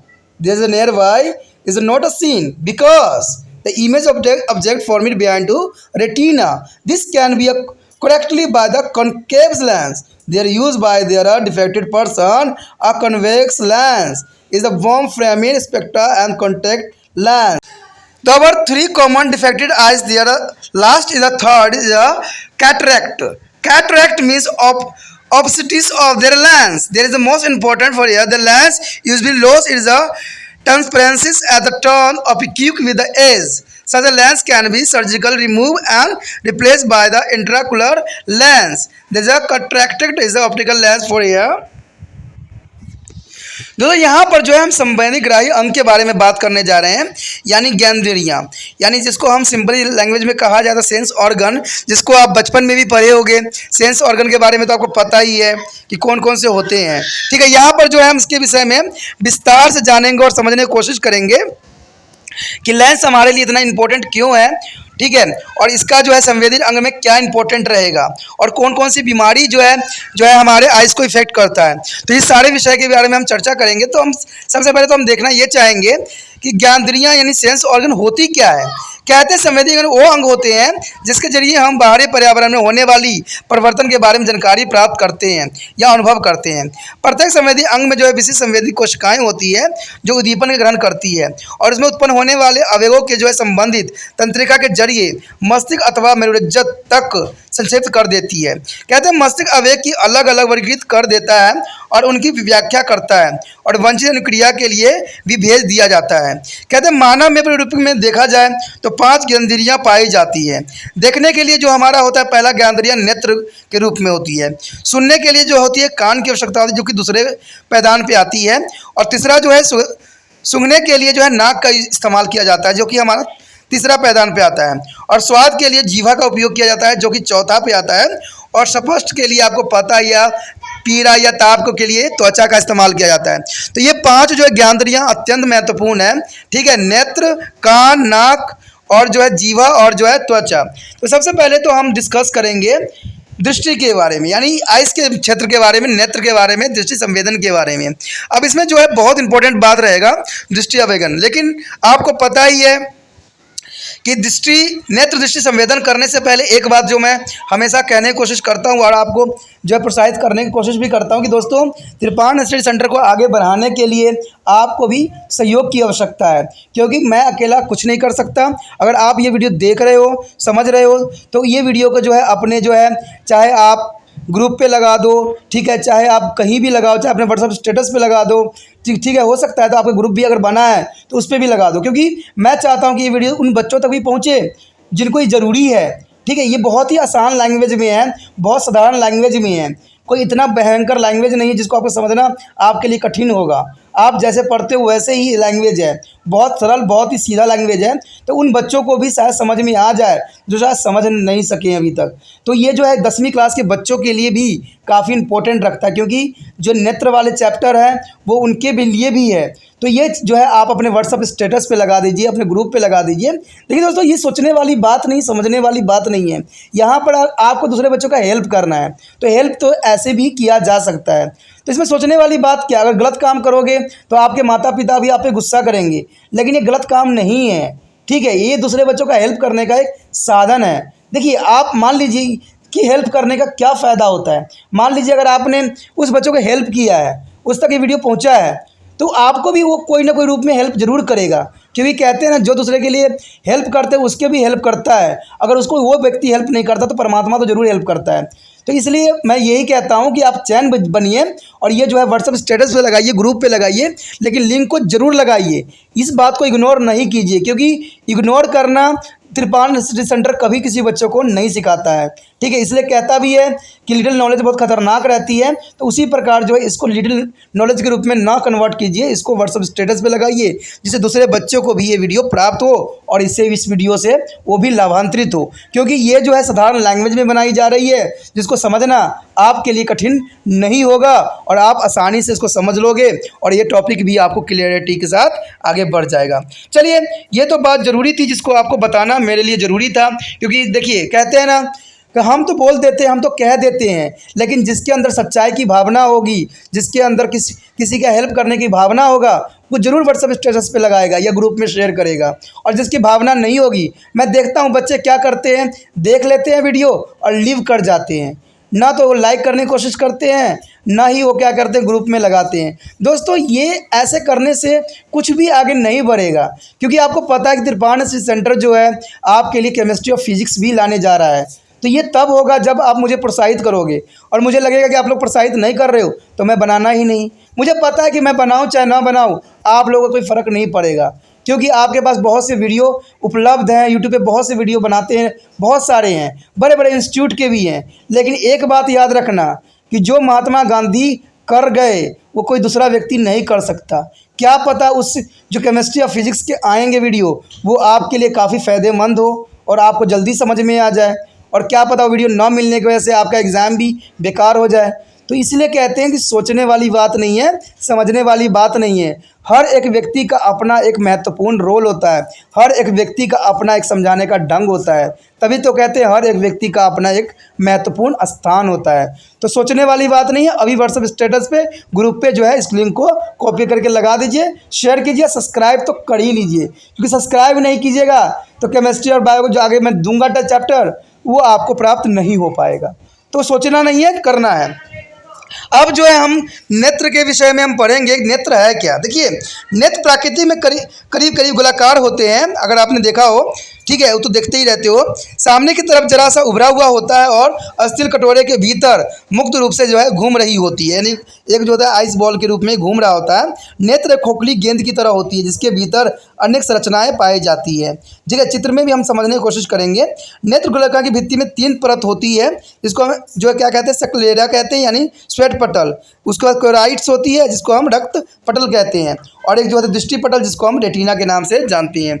सबसे पहले हमारा आता है यहाँ पर sclera. Sclera जो होती है एक सबसे बाहरी कड़ी सफ़ेद परत होती है, जो आपने आँख में देखा होगा, सफ़ेद सफ़ेद जो होती है उसको हम स्क्लेरा कहते हैं। ठीक है, सामने की तरफ जो है वंचित रूप से पारदर्शी और स्वच्छ मंडल कणिका यानी कॉर्निया से जुड़ी हुई होती है, जो कि ये काफ़ी विशिष्ट होती है। उसके पश्चात हमारे समक्ष आता है कोराइट्स। ये कोराइट्स जो होती है, कोराइट बीज की परत होती है। यह योजी ऊतक की बनी होती है जिसमें रुधिर वाहिनी के जैसे सतन जालक विद्यमान होती है, यानी यहाँ पर रुधिर जो होती है वो बनी रहती है। इसकी भीतरी सतह पर गहरी भूरी अथवा काली होती है। यह जो है परावर्तन नहीं होने देती है, अन्यथा जिससे प्रतिबिंबित की स्पर्श जो है गड़बड़ा सी जाती है, तो इसलिए जो है इसको परिवर्तित नहीं होने देती है, जो कि काफ़ी इंपॉर्टेंट है। आप यहाँ पर देखोगे एक डिजिटल जो है डायग्राम है जो कि काफ़ी महत्वपूर्ण है और कहते हैं साधारण भी है, जिसको अब बनाना भी आपके लिए आसान होगा। तो आप इसको जो है ज़रूर अपने कॉपी पे नोट डाउन कर लीजिए। बहुत अच्छा डायग्राम है जहाँ काफ़ी चीज़ जो है क्लैरिटी के साथ दिखाया गया है और सारी बात स्पष्ट है, तो ये बहुत ईजी है। देखिए ऊपर जो है आँख पेशी आपको दिखेगा, दूसरे साइड जो है आँख की पलक दिखेंगे, निलंबन स्नायु दिखेगा, परितालिका दिखेगा, नेत्र दिखेगा, पुतली दिखेगा, प्ल्यूप्स जिसे कहते हैं, नेसलेस्मा दिखेगा, स्वच्छ मंडल यानी कर्निया दिखेगा, लेंस दिखेगा, पक्ष पेशी दिखेगा, और नीचे साइड देखोगे तो कचाप द्रव यानी विटल्स ह्यूमरस दिखेगा, और जो है द्रुक तंत्रिका दिखेगा, और यह तंत्रिका जो होती है ये हमारे ब्रेन तक पहुंचाता है। और अद्र बिंदु जो है यहाँ पर दिखेगा, और पित्त बिंदु, दृष्टि पटल, रेटिना, रक्त पटल, इनकोराइडल और श्वेत पटल स्क्लेरा भी आपको नजर आएगा। तो ये बहुत साधारण चित्र है जिसको आप जो है अपने कॉपी पे नोट डाउन कर सकते हो। ठीक है, कहते हैं दृष्टि पटल। देखिए रेटिना जो होती है उसका अपना एक महत्वपूर्ण स्थान होता है। सबसे पहले भीतरी संवेदित परत रेटिना में 2 प्रकार के संवेदित कोशिकाएं पाई जाती है। तो ये आपके लिए जानना जरूरी है कि दृष्टि पटल यानी रेटिना पर 2 तरह के जो है संवेदित कोशिकाएं पाई जाती है। एक होते हैं सल्काएँ और दूसरा होता है शंकु, यानी सल्काओं का मतलब होता है रॉडेस और शंकु का मतलब कोन्स। ठीक है, तो ये 2 चीज़ें जो होती है बने रहते हैं और ये रंगे के लिए संवेदित होते हैं, यानी ये रंग को आइडेंटिफिकेशन करने के लिए संवेदी होते हैं। उसके बाद है पित्त बिंदु। देखिए पित्त बिंदु भी जो है बहुत काफ़ी इंपॉर्टेंट है। कहते हैं येलो स्पॉट, ये जो होते हैं दृष्टि पत्तल पर स्थित होते हैं और वह स्थान जहां सामान्य आँख में सबसे अच्छा दिखाई पड़ता है, जिसमें संवेदी कोशिकाओं और उनसे भी विशेषकर शंकु कोशिकाएं सर्वाधिक संख्या में पाई जाती है। शेष रेटिना में सल्काएँ अधिक तथा शंकु पे जो है कोशिकाएँ कम होती है, तो ये काफ़ी इंपॉर्टेंट यहाँ पर रखता है। उसके पश्चात है पित्त, यानी बिंदु के तुरंत नीचे अग्र बिंदु यानी ब्लाइंड स्पॉट होता है। कहते हैं अग्र बिंदु यानी ब्लाइंड स्पॉट जो है बहुत महत्वपूर्ण अपना स्थान रहता है। यह वह स्थान है जहाँ पर रेटिना की समस्त संवेदी कोशिकाओं से आने वाले तंत्रिका तंतु एक स्थान अवधित होकर जो है दृक तंत्रिका यानी ऑप्टिकल नर्व बनाते हैं। यानी दोस्तों यही जो होती है अग्र बिंदु ब्लाइंड स्पॉट के सामने ही ऑप्टिकल नर्व्स होते हैं जो तंत्रिका बिंदु बनाते हैं। यहाँ से तंत्रिका नेत्र जो होते हैं गोलार्ध से बाहर की ओर निकलती है। और कहते हैं अग्र बिंदु पर कोई संवेदी कोशिका नहीं होती है, ये बात याद रखने वाली बात है।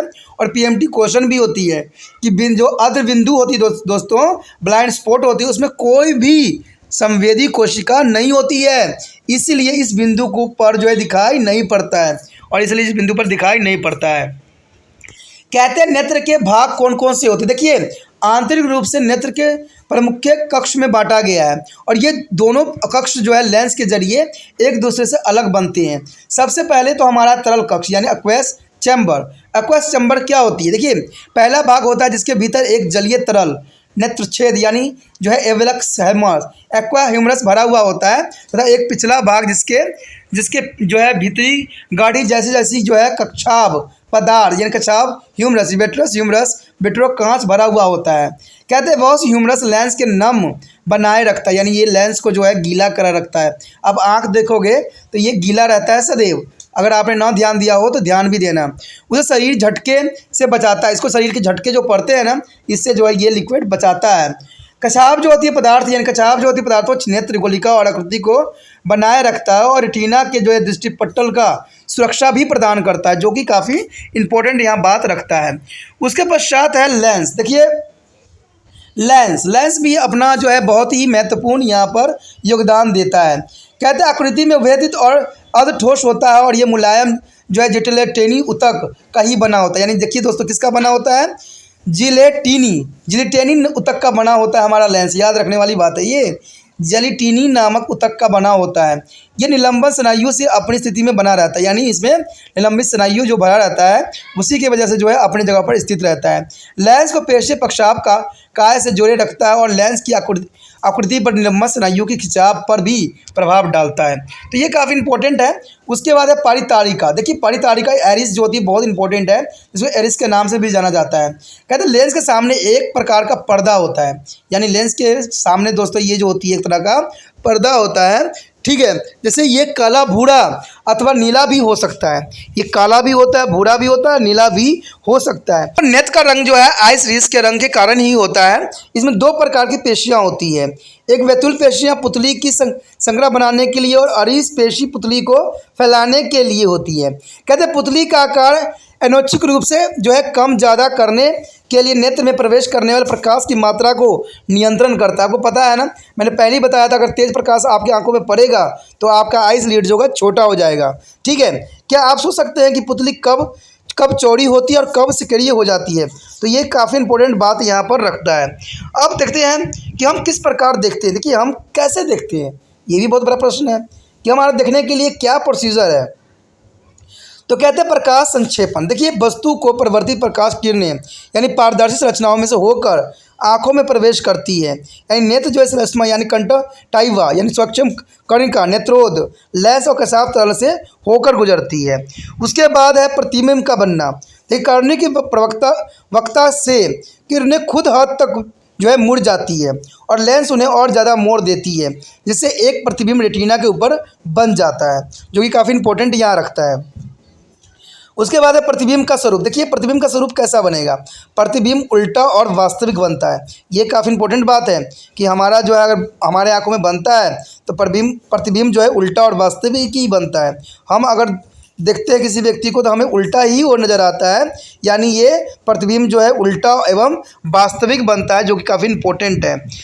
तंत्रिका आवेग का बनना और उसके संक्षेपित। देखिए इसमें जो है इंपॉर्टेंट रोल निभाता है तंत्रिका आवेग।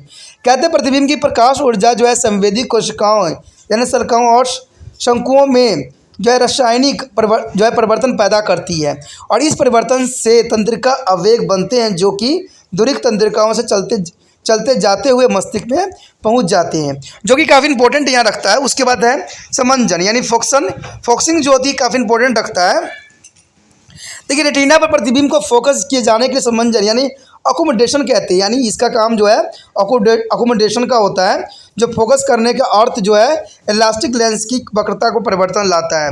अब दूर के लिए देखिए क्या कहते हैं, दूर दृष्टि के लिए क्या होता है, लेंस उसका जो चपटा और पतला हो जाता है और ये लेंस की सामान्य स्थिति होते हैं जिसे लेंबन स्नायु द्वारा तान कर रखा जाता है, यानी दूर दृष्टि के लिए जो होता है इसको स्नायु जो होता है तान के रखता है। और यहाँ के जो कहते हैं हमारा निकट दृष्टि के लिए क्या होता है, देखिए पार्श्व पेशियों को जब वर्तिकाल होती है और संकुचित होकर नेत्र गोलाक की परिधि को कम कर देता है, इससे निलंबन स्नायु जो खिंचाव कम हो जाती है और लेंस स्वयं अपनी प्रतिष्ठा के कारण मोटी अधिक गोल हो जाता है। तो ये निकट दृष्टि के लिए काफ़ी इंपॉर्टेंट होता है। अब एक सामान्य फैक्टर ये भी बात रखता है कि सामान्य आँख से तल संबंधन करती है, चाहे कोई चल रहा हो, खेल रहा हो अथवा केवल इधर उधर देख रहा हो। तो इन सारे कंडीशन में जो है काफ़ी इंपॉर्टेंट यहाँ योगदान देता है। उसके पश्चात त्रिनेत्री। देखिए त्रिनेत्री दृष्टि, त्रिनेत्री दृष्टि का मतलब यही होता है दोस्तों कि मानव सहित सभी प्राइमेट श्रेणियों में दोनों आंखों के सामने की स्थिति होती है। इस अवस्था में मस्तिष्क में जो है प्रतिबिंबों को अतिव्यापन यानी एक दूसरे के ऊपर आ जाना होता है, जिससे गहराई का बोध होता है। इसे हमें 3 डायमेंशन दृष्टि कहते हैं। तो ये हमें 3 डायमेंशन दृष्टि दिखाता है। अब जो हमारे समक्ष जो है इंपॉर्टेंट टॉपिक है वो ये है कि नेत्र के 3 सामान्य दोष क्या है। देखिए कौन कौन से जो है नेत्र के विकार होते हैं, नेत्र के कौन कौन से जो है बीमारियां होती है। तो ये भी काफ़ी इंपॉर्टेंट हमारे समक्ष रखता है कि नेत्र में होने वाले बीमारियां तो कौन कौन से हैं, किस किस बीमारियों से हम ग्रसित होते हैं। तो सबसे पहला जो है निकट दृष्टि दोष। ठीक है, निकट दृष्टि दोष जो होती है नियर साइडनेस की वजह से होता है, जिसको हम इंग्लिश में मायोपिया भी कहते हैं। इसमें आखिर होता क्या है, देखिए इसमें व्यक्ति नज़दीक की वस्तुओं को तो साफ साफ देख सकता है, लेकिन दूर की चीज़ों को ठीक से नहीं देख सकता है। देखिए नाम है निकट दृष्टि दोष, लेकिन हम निकट की वस्तु तो देख सकते हैं बट दूर की वस्तु ठीक से नहीं देख सकते हैं। तो आप इस तरह से भी याद कर सकते हो कि निकट दृष्टि दोष में निकट रखी वस्तु तो दिखता है बट दूर रखी वस्तु दूर नहीं दिखता है। ठीक है, दूर की वस्तु का प्रतिबिंब रेटिना के आगे ही बन जाता है, यानी रेटिना के आगे ही जो है इसका बन जाता है। ये जो है 10th क्लास के NCERT के बुक में भी गिवन है। ठीक है, यहाँ दोषों के बारे में तो वस्तु का प्रतिबिंब रेटिना के आगे ही बन जाता है। यह दोष जो है उपयुक्त अवतल लेंस के द्वारा ठीक किया जा सकता है, और इसके लिए जो है आप अवतल लेंस के द्वारा इसको ठीक कर सकते हो। ये लेंस या तो चश्मे में फ्रेम में लगाया जा सकता है या कॉन्टैक्ट लेंस की तरह भी इस्तेमाल किया जा सकता है। आजकल के जो ज़माना है आधुनिक है, तो यहाँ पर कॉन्टैक्ट लेंस भी बहुत काफ़ी उपयोग किया जाता है।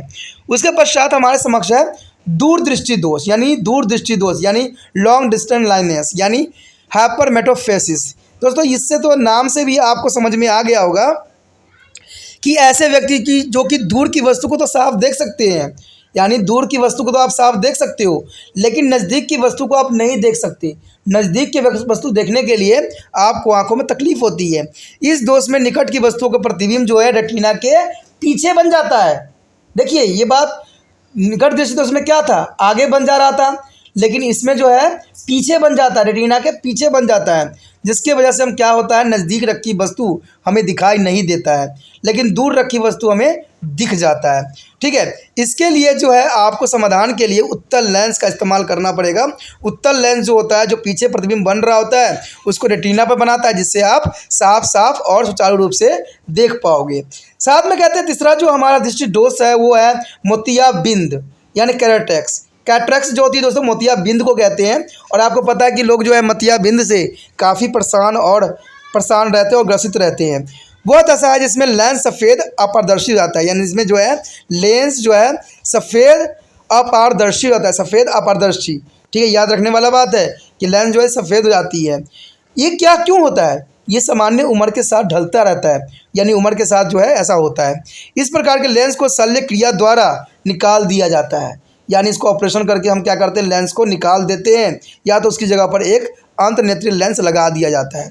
और इसमें आपने देखा होगा जो व्यक्ति जो है काला चश्मा पहनते हैं डार्क, तो उसमें इसी ऑपरेशन से वो गुजर रहे होते हैं, यानी मोतियाबिंद के जो है वो ऑपरेशन करवा रखे होते हैं। और मोतियाबिंद पता है आपको कैसे होता है, मैंने पहले भी आप पे चर्चा किया है। देखिए ये उम्र के कारण तो होता ही होता है, ये तो चलिए नेचुरल फिनोमेनन है, बट एक और की वजह से होता है जो मैंने आपको डिस्कस किया था, आपको शायद याद हो। ठीक है, अगर याद है तो देखते कौन बच्चा तेज है जो मुझे बताए कि मोतियाबिंद जो होती है वो किस कारण होती है। ठीक है, और आप बताएं किसका कारण सबसे रीज़न होती है जो कि हम जो है अननेचुरल चीज़ें यूज़ करते हैं उससे होती है।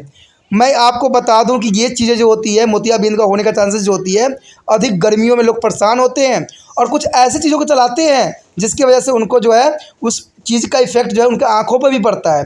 तो मैं इतना गेस आपको बता दिया हूँ, देखता हूँ कौन बच्चा जो है इतना इंटेलिजेंट है जो मुझे बता दे क्लैरिटी के साथ कि मोतियाबिंद किस के कारण जो है होता है, जिसको आजकल लोग घरों में बहुत ही शान शौकत के लिए यूज़ करते हैं। तो आपके लिए क्वेश्चन रहा, ठीक है, कि कौन सा केमिकल है, कौन सा रसायन है जिसके वजह से जो है ये मोतियाबिंद होने के चांसेस बढ़ जाता है। एक तो होता है आपको नेचुरली, जो कि उम्र बढ़ने की वजह से होता है, और एक चीज़ जो होता है हम घरों में, ऑफिसों में, इवन तो गाड़ी में भी हम इस्तेमाल करते हैं, जिसके वजह से जो है ये बीमारी होने के चांसेस हमें बढ़ जाती है। तो ये क्वेश्चन मार्क है, देखते हैं कौन सा बच्चा उस केमिकल का नाम लिख के मुझे व्हाट्सअप करता है। ठीक है, ठीक है। तो इसी के साथ दोस्तों आपको पता ही हो गया होगा कि जो मोतियाबिंद है, कैटरेक्ट होती है, वो सिल्ले द्वारा निकाला जा सकता है, और इसके जो है उपयुक्त चश्मा लगवा के भी उपयोग किया जा सकता है। तो ये चश्मा के द्वारा भी इसको शोध किया जा सकता है। तो ये काफ़ी हमारा टॉपिक जो था दोस्तों बहुत काफ़ी इंपॉर्टेंट था। ठीक है, ये काफ़ी कई क्लासों के लिए इंपॉर्टेंट था। तो आपसे तो एक ही बात मैं हमेशा कहता हूँ कि लाइक कीजिए, शेयर कीजिए, सब्सक्राइब तो कर लीजिए, तभी जो है आगे नोटिफिकेशन आपको मेरे वीडियो को मिलता रहेगा।